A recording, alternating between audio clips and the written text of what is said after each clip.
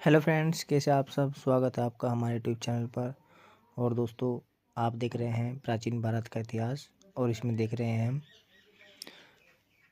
पाल वंश, यानी कि जो सीमावर्ती राज्य थे उन्हें देख रहे हैं। उनमें बंगाल के जो प्रमुख शासक है पाल वंश है। तो आज पाल वंश का ये तीसरा भाग है और आज हम देखेंगे धर्मपाल। ठीक है दोस्तों, तो आज का हमारा टॉपिक है धर्मपाल और ये बहुत ही ज़्यादा महत्वपूर्ण है। तो चलिए शुरू करते हैं अपनी इस वीडियो को और देखते हैं पहला प्रश्न। गोपाल के बाद गद्दी पर कौन बैठा था? तो दोस्तों, गोपाल के बाद धर्मपाल शासक बना। ठीक है दोस्तों, तो यहाँ पर हमारा ऑप्शन होगा 1। ठीक है, चलिए चलते हैं अगले प्रश्न पर। अगला प्रश्न है हमारा, धर्मपाल सिंहासन पर कब बैठा था? तो दोस्तों, धर्मपाल सिंहासन पर 770 ईस्वी में बैठा था। 770 ईस्वी में बैठा था। चलिए अगले प्रश्न पर चलते हैं। अगला प्रश्न है, किसने कन्नौज में एक विशाल दरबार का आयोजन किया था? तो दोस्तों देखिए, किसने दरबार में एक आयोजन किया था। ठीक है, कहाँ पर? कन्नौज में। तो देखिए दोस्तों, वह क्या था, धर्मपाल ने कन्नौज पर आक्रमण किया। ठीक है, और इंद्रायुध को पद से हटाया और चक्रायुध को अपना अधीनस्थ शासक बनाया। और इसके बाद ही उसने कन्नौज में एक विशाल दरबार का आयोजन किया और इसमें भोज, मत्स्य, मद्र, करु, यदु, यवन, अवंती, गंधार तथा कीर के राजाएं उपस्थित हुई थी। ठीक है दोस्तों, और इसका उल्लेख खलीमपुर लेख और भागलपुर लेख दोनों में मिलता है। ठीक है, तो सही जवाब क्या है इसका? धर्मपाल। अगले प्रश्न पर चलेंगे हम। अगला प्रश्न है हमारा, उत्तरापत स्वामी की उपाधि दी गई थी। तो दोस्तों, उत्तरापत की जो उपाधि थी वो किसे दी गई थी? ठीक है, तो देखिए दोस्तों, एक कवि थे गुजराती कवि सोडल।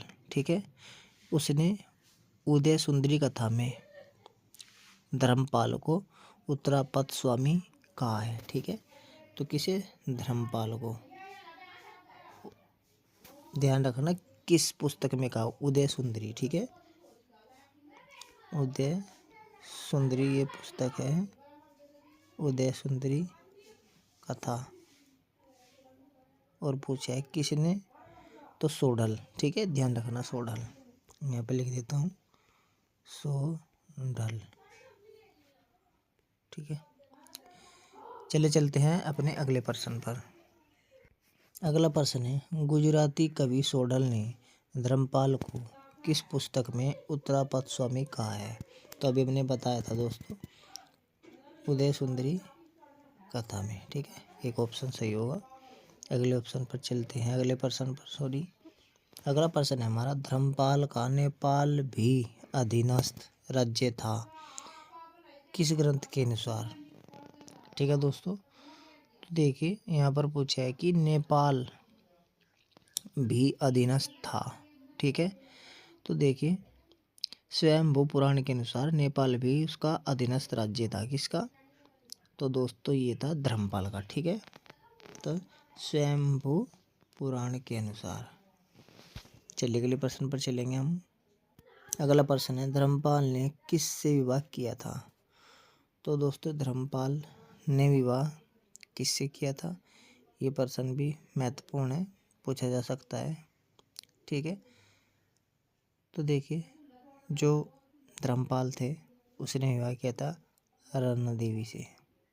ठीक है, रन्ना देवी से उसने शादी की थी। तो पहला ऑप्शन सही होगा, रन्ना देवी। और दोस्तों, ये जो रन्ना देवी थी राष्ट्रकूट राजकुमारी थी। ठीक है, और इसका जो स्रोत मिलता है मुंगेर अभिलेख से मिलता है। अगले प्रश्न पर चलेंगे। अगला प्रश्न है दोस्तों, धर्मपाल को सर्वप्रथम किस से संघर्ष करना पड़ा था?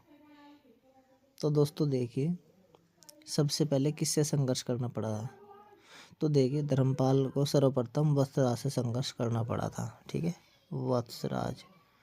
तो देखिए, जो पाल प्रतिहार राष्ट्रकूट त्रिपक्षीय संघर्ष की शुरुआत हुई थी। ठीक है, वत्सराज ने क्या किया, कन्नौज का युद्ध वंशी शासक इंद्रायुध को परास्त करने के साथ ही धर्मपाल को भी परास्त किया। ठीक है, चलिए अगले प्रश्न पर चलेंगे। अगला प्रश्न है, धर्मपाल और चक्रायुध ने गोविंद तृतीय की अधीनता स्वीकार कर ली थी, इसकी सूचना मिलती है। तो दोस्तों, धर्मपाल और चक्रायुध ने गोविंद तृतीय की अधीनता स्वीकार कर ली थी, इसका प्रमाण कहाँ से मिलता है? तो प्रश्न यही पूछा है। ठीक है, तो देखिए दोस्तों, होता क्या है, संजन ताम्रलेख से सूचना मिलती है कि धर्मपाल और चक्रायुध ने भी गोविंद तृतीय की अधीनता स्वीकार कर ली थी। ठीक है, तो संजन अभिलेख। अगले प्रश्न पर चलेंगे हम। अगला प्रश्न है हमारा, धर्मपाल ने राष्ट्रकूट राजकुमारी रन्ना देवी से विवाह किया, इसका उल्लेख मिलता है? तो दोस्तों, अभी हमने बताया था, मुंगेर अभिलेख से मिलता है। ठीक है, चलिए अगले प्रश्न पर चलेंगे हम। अगला प्रश्न है, नालंदा अभिलेख में धर्मपाल को क्या कहा गया है? ठीक है दोस्तों, तो देखिए, नालंदा अभिलेख, तो नालंदा अभिलेख में धर्मपाल को परम भट्टारक परमेश्वर महाराजाधिराज कहा गया है। ठीक है, तो उपयुक्त सभी। अगला प्रश्न है, धर्मपाल का छोटा भाई और सेनापति कौन था? तो दोस्तों, धर्मपाल का छोटा भाई और सेनापति कौन था? तो देखिए दोस्तों, धर्मपाल का छोटा भाई सेनापति वाकपाल था, जो उसकी विजयों में सहायता करता था। ठीक है, वाकपाल, तो उसका सही जवाब है वाकपाल। ठीक है, अगला प्रश्न है, भागलपुर लेख में धर्मपाल को क्या कहा गया है? तो दोस्तों, भागलपुर अभिलेख में धर्मपाल को क्या कहा गया है? तो देखिए, धर्मपाल के शासन की सफलता और न्यायप्रियता का प्रमाण भागलपुर लेख में मिलता है और उसमें उसे समकर कहा गया है। ठीक है दोस्तों, क्या कहा गया है? समकर। चलिए अगले प्रश्न देखते हैं। अगला प्रश्न देखेंगे, जो समकर की उपाधि दी गई है, कहा गया, उसका क्या अर्थ होता है? समकर का क्या अर्थ है? तो उचित कर लगाने वाला और सबके प्रति समान व्यवहार करने वाला। तो उसके दोनों अर्थ सही हैं। ठीक है, तो उपयुक्त दोनों। चलिए अगले प्रश्न पर चलेंगे। अगला प्रश्न है, धर्मपाल के शासन की सफलता और न्यायप्रियता का प्रमाण किस लेख में मिलता है? ठीक है दोस्तों, तो ये भागलपुर लेख में मिलता है। ठीक है, भागलपुर अभिलेख में। चलिए अगले प्रश्न पर चलते हैं। अगला प्रश्न है, मोस्ट इम्पोर्टेंट है, ये काफ़ी बार पूछा जा चुका है। ठीक है, विक्रमशिला विश्वविद्यालय की स्थापना किसने की थी? तो दोस्तों, ये इसकी स्थापना धर्मपाल ने की थी। ठीक है, विक्रमशिला विश्वविद्यालय। ठीक है, ये कहाँ है? आधुनिक समय में पधार घाटा अंतिचक बिहार में है। ठीक है, चलिए अगले प्रश्न पर चलेंगे। अगला प्रश्न है, सोमपुरा विहार की स्थापना किसने की थी? तो सोमपुरा विहार या सोमपुरी या सोरेपुरी महाविहार की स्थापना भी धर्मपाल ने की थी। ठीक है दोस्तों, और ये कहाँ पर है? ये वारेंद्र पहाड़पुर, राजशाही जिला बंगाल में है। चलिए अगले प्रश्न पर चलेंगे। अगला प्रश्न है, विक्रमशिला विश्वविद्यालय की स्थापना कहाँ की गई थी? तो दोस्तों, विक्रमशिला विश्वविद्यालय की स्थापना की गई थी भागलपुर में। ठीक है, चलिए अगले प्रश्न पर चलते हैं। अगला प्रश्न है, सोमपुरा विहार वर्तमान में कहाँ स्थित है? तो दोस्तों, सोमपुरा विहार जो वर्तमान में बांग्लादेश में स्थित है। ठीक है, चलिए अगले प्रश्न पर चलते हैं। अगला प्रश्न है, धर्मपाल के लेखों में से क्या कहा गया है? तो दोस्तों, धर्मपाल बौद्ध धर्म का न्यायी था और उसे लेखों में परम सौगात कहा गया है। ठीक है, चलिए अगले प्रश्न पर चलते हैं। अगला प्रश्न है, धर्मपाल किस धर्म का न्यायी था? तो अभी बताया हमने, बौद्ध धर्म का। अगला प्रश्न है दोस्तों, धर्मपाल ने कौन सी उपाधि धारण की थी? ठीक है, तो धर्मपाल ने तीनों उपाधि धारण की थी। ठीक है, उपयुक्त सभी तीनों उपाधियां धारण की थी।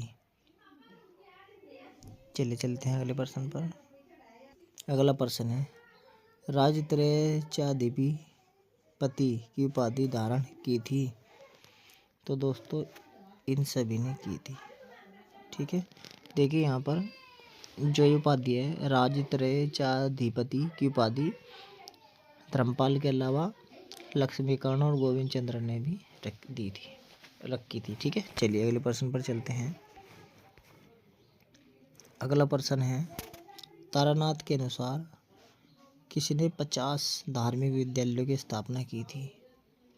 तो दोस्तों देखिए, तारानाथ के अनुसार धर्मपाल ने 50 धार्मिक विद्यालयों की स्थापना की थी और उसने नालंदा महाविहार का पुनरुद्धार भी करवाया। ठीक है, तो सही उत्तर है धर्मपाल। अगला प्रश्न है, गर्ग नामक ब्राह्मण किसका मंत्री था? तो दोस्तों, गर्ग नामक मंत्री ये धर्मपाल का ही था और इसने साम्राज्य विस्तार करने में महत्वपूर्ण योगदान माना जाता है, निभाता धर्मपाल का मंत्री। अगला प्रश्न है, किसकी राज्यसभा में हरिभद्र नामक बौद्ध विद्वान निवास करता था? तो दोस्तों देखिए, जो हरिभद्र व्यक्ति थे ये धर्मपाल की राज्यसभा में निवास करता था। ठीक है, चलिए चलते हैं अगले प्रश्न पर। अगला प्रश्न है, किसने नारायण के मंदिर के निर्माण हेतु 4 ग्राम दान में दिए थे? तो धर्मपाल ने दिए थे। ठीक है दोस्तों, तो यहाँ पर पूछा जा सकता है।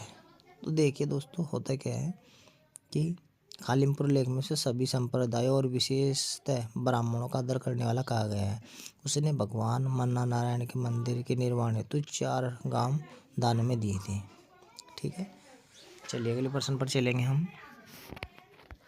अगला प्रश्न है दोस्तों, धर्मपाल सभी धर्मों का सम्मान करता था, इसका उल्लेख मिलता है? तो दोस्तों, अभी हमने बताया भी है कि ये जो धर्मपाल है ये खलीमपुर लेख में सभी संप्रदायों का सम्मान करता था। ठीक है, तो खलीमपुर अभिलेख में। अगला प्रश्न देखेंगे। अगला प्रश्न है, त्रिपक्षीय संघर्ष की शुरुआत किसके शासन में हुई थी? तो दोस्तों, धर्मपाल के समय में हुई थी। चलिए अगले प्रश्न पर चलेंगे। अगला प्रश्न है,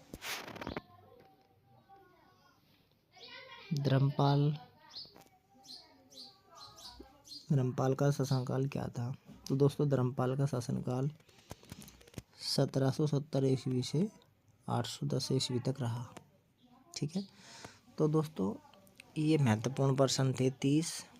फिर मिलेंगे आपसे अगली वीडियो में, तब तक के लिए नमस्कार, धन्यवाद।